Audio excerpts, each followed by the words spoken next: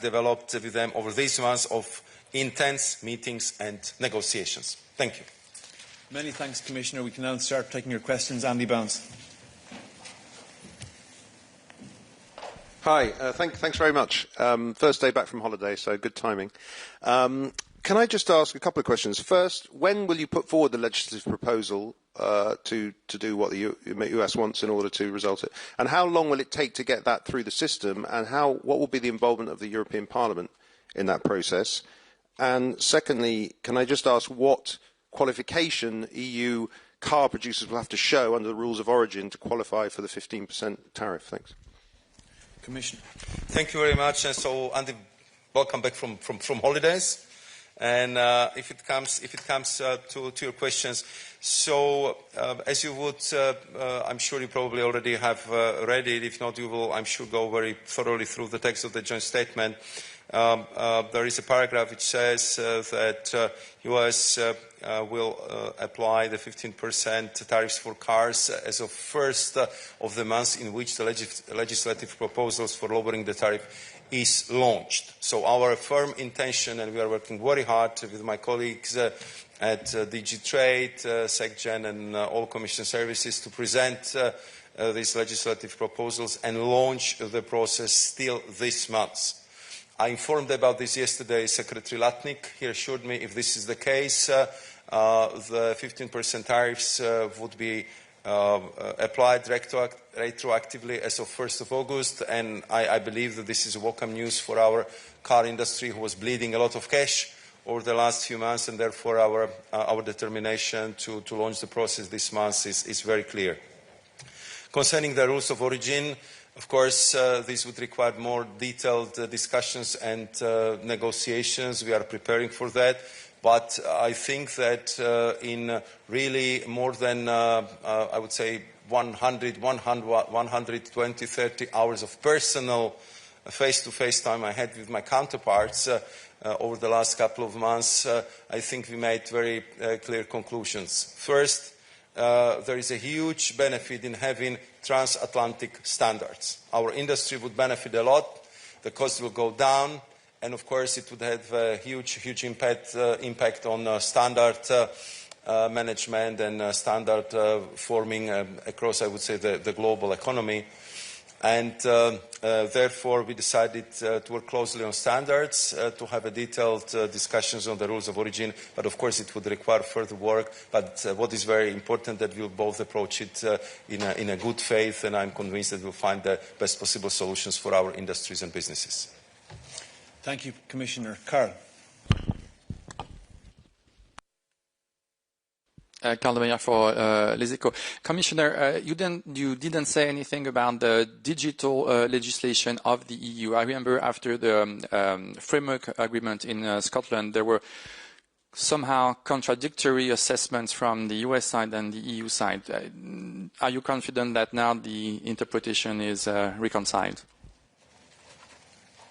Thank you very much for that question. You will find one paragraph on the cooperation in the digital sphere and cybersecurity, but this applies mostly to the usage of the networks, and I would say this type of the cooperation. And as you would probably recall, it was a few months ago I was signing a digital agreement with Singapore. We've been upgrading our trade agreement with Japan. Just to add, I would say, this digital element in our trade agreements, because the agreements with these countries we signed before the digital became so important. So what we are actually doing here is actually creating the conducive space for enhancing, of course, the digital trading possibilities between EU and US. But your question is related to the DMA, DST, DSA, and we kept these issues out of the trade negotiations. We've been focusing on what was very clearly the priority, and therefore you will not find a reference to it in the joint statement. Will it come later on? Will it be discussed? Our relationship is so vast. that for sure there will be a lot of issues which will be discussed, but we of course been very clear that for us the regulatory autonomy is absolutely important, and that was our position from the beginning until the conclusion of this joint statement. Thank you, Commissioner. Janos. Thanks. Janos Anbach, Amman Table Briefings. You haven't answered Andy's question on the Parliament's involvement, so I would like to re-ask that. What's the Parliament's role in lowering the EU tariffs for the US? And then secondly, in the joint statement, you write that the European Union further plans to work with the United States to adopt and maintain technology security requirements in line with those of the United States.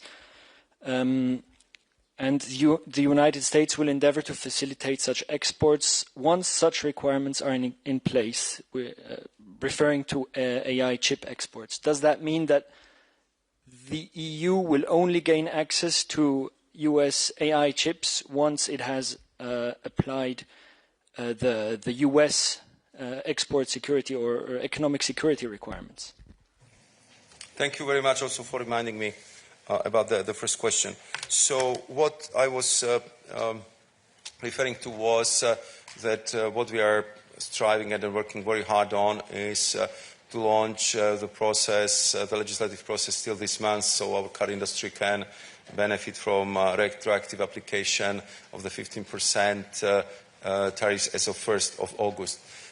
Just before I was talking to you, I was briefing EU ambassadors, I was briefing the key members of the European Parliament about the joint statement and results of our negotiations, and I also explained to them what we proposed is to make the legislative proposal, which would be then of course discussed by the co-legislators. So it would be the ordinary legislative procedure, and of course I was pleading with them already this morning that we should work constructively on these very important issues, to be swift and to conclude the work with the full involvement of European Parliament and of course the Council to deliver the results we are committed to and which is reflected in the joint statement.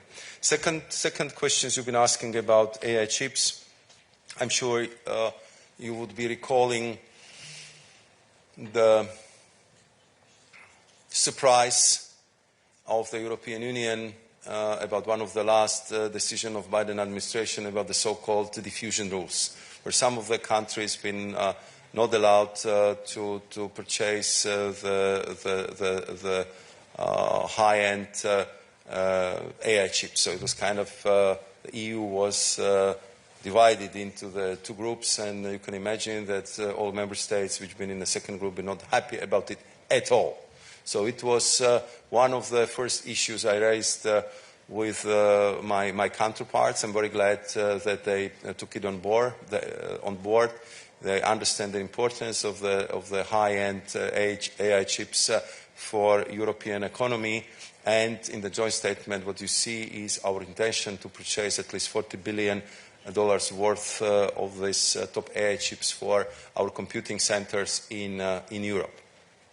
What we discussed with my US counterparts is the fact that they also want to make sure that once these AI chips are in Europe, they will stay in Europe, that they will be used for the benefit of European economy, that they will not be transshipped somewhere else. So there will have to be, I would say, the recognized partner with the clear, I would say, security credentials. But I would say this is the standard process if we are talking about the sensitive technologies, and so it's nothing new.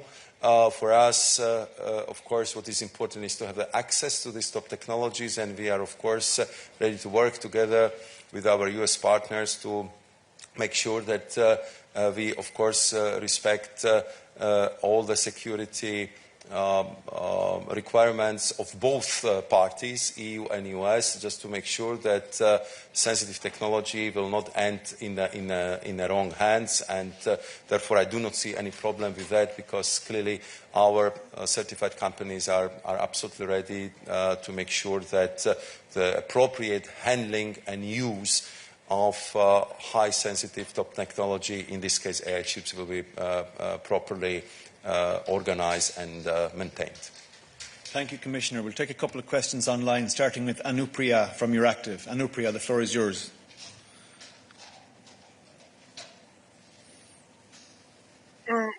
Hi, thank you for the question, Anupriya from Euractiv. I wanted to ask specifically what is meant by unjustified digital barriers that is mentioned in the joint statement, and what does it entail? Is that referring to the DSA and the DMA or any other aspects? Thank you.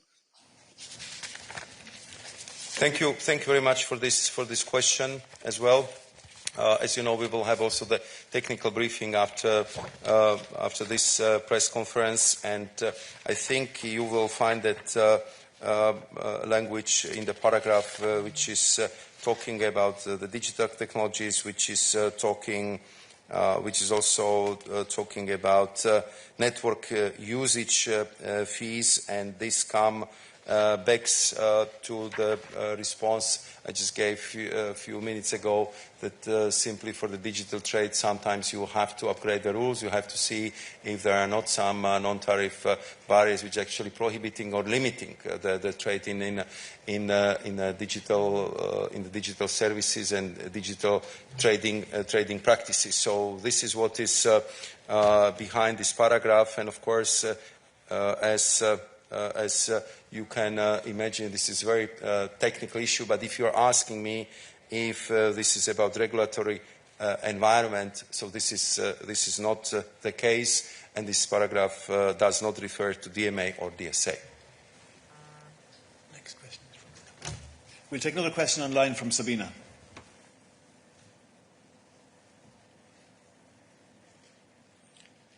Sabina, are you there? Can you connect?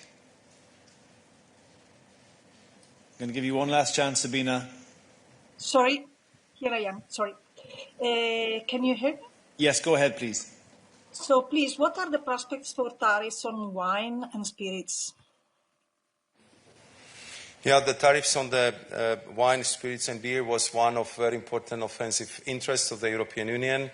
Unfortunately, here we didn't succeed to get this sector and this category among the sectors which would continue to be on the MFN level. I just would like to add one very important word, and this is yet.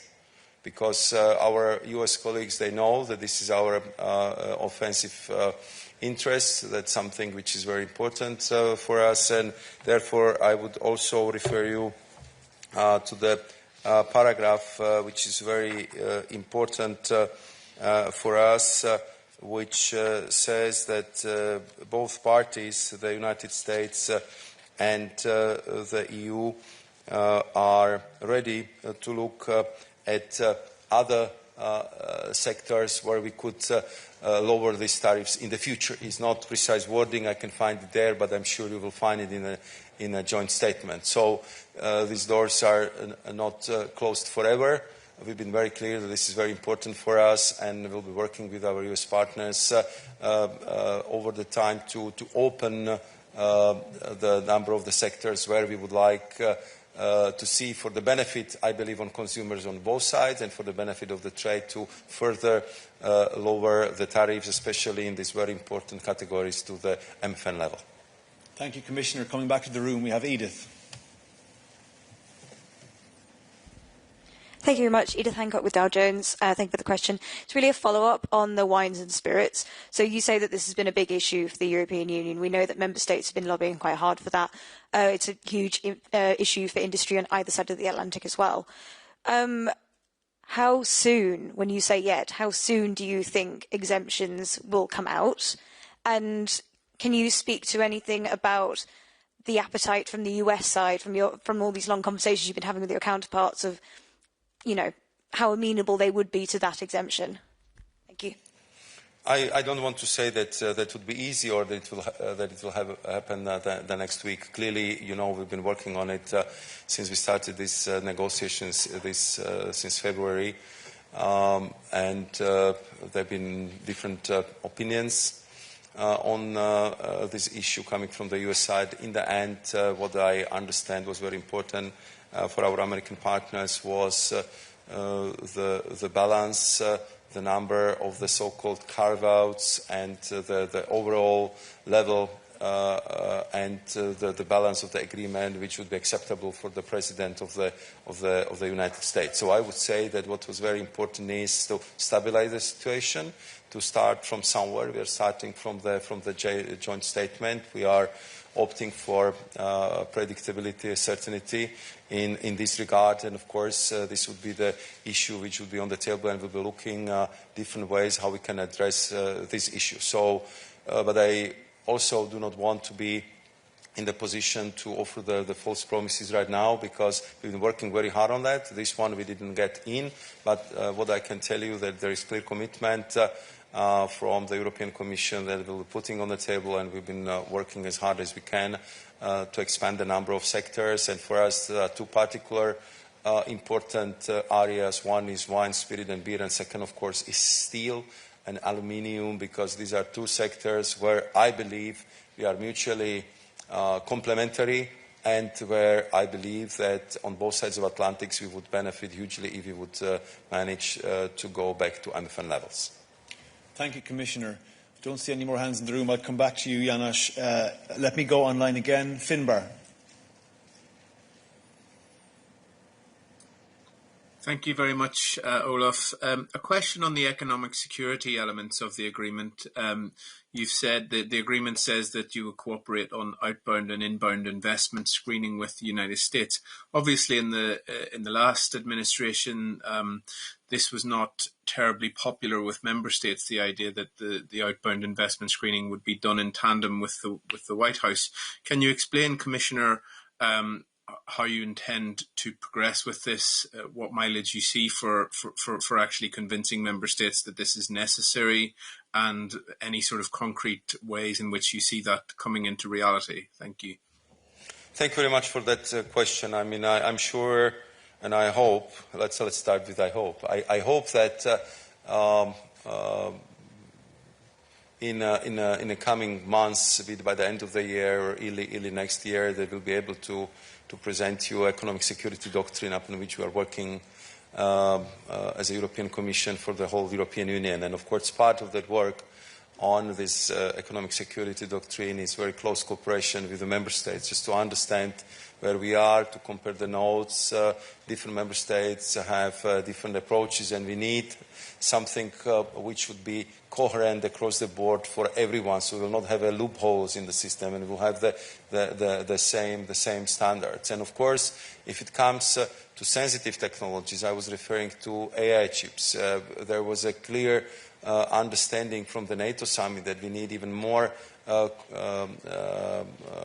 interoperability among our systems, be it in military, be it in cybersecurity, and therefore this is clearly, I would say, totally new area where we also feel that with our closest ally and largest trading partner, we just have to also upgrade the way how we would assess economic security from the technological point of view, how we would make sure that we would respect the sensitivities from both sides if it comes to the shared technologies, because if I'm talking about the chips, we are so interwoven, we are so interlocked that we have the printing machines which are printing the chips.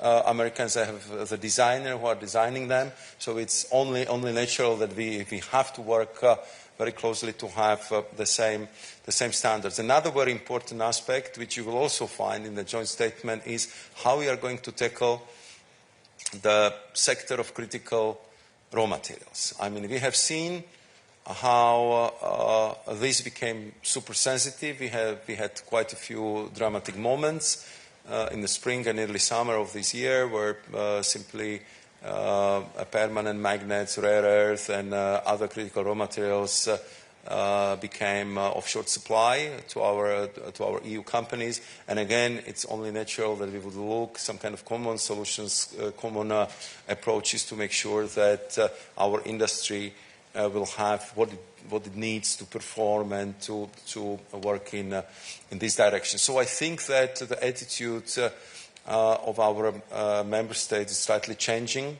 We know that if we use the word security, we are very much in the domain of national prerogatives of our member states, but I think there is increased understanding among them that we just simply need to do much more together. And I think from the reaction from our member state this morning, there is also the appetite to work even more closely in this area with our NATO allies and with the United States of America. Many thanks, Commissioner. I will take another question online before I come back to the room. Sophie Petitjean. Go ahead, Sophie.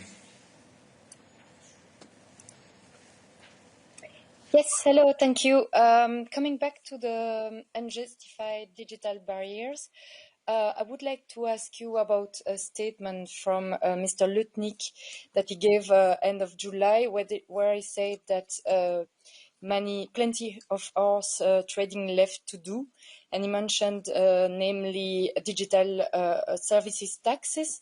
So can you elaborate a bit about that, as it's not mentioned in the joint statement? Is there an informal agreement to discuss this topic in the future? Thank you. Thank you very much. You rightly pointed out that there is no reference in the joint statement to this, because we've been focusing on the top priorities, and if it comes to taxation and digital service taxes, you know, those which exist have been issued under the national competence, and therefore the EU doesn't have the competence over this nationally introduced digital service taxes. Therefore, we decided to keep all this sector out of the joint statement, and our focus would be now on the proper implementation of what was agreed, and therefore I'm glad that this is how we concluded our discussion on this common document, because it anyway gave us a lot of work for the coming months and weeks. Thank you, Commissioner. We need to start wrapping up, folks, as the Commissioner has other engagements and we want to allow time for the technical briefing. So I'll take one more question from online. Matthew at MLEX. Go ahead, Matthew.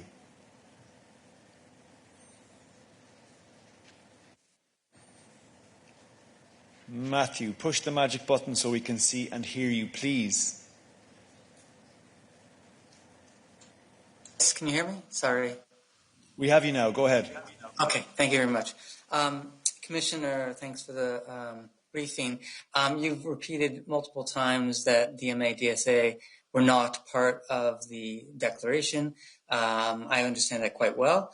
And there's also been a push by the United States to actually include it. And I'm just wondering if this pressure from the United States to include digital legislation like DSA, DMA, and others, did that have an effect on any of the timing of this declaration, which is several weeks after the actual deal with the United States?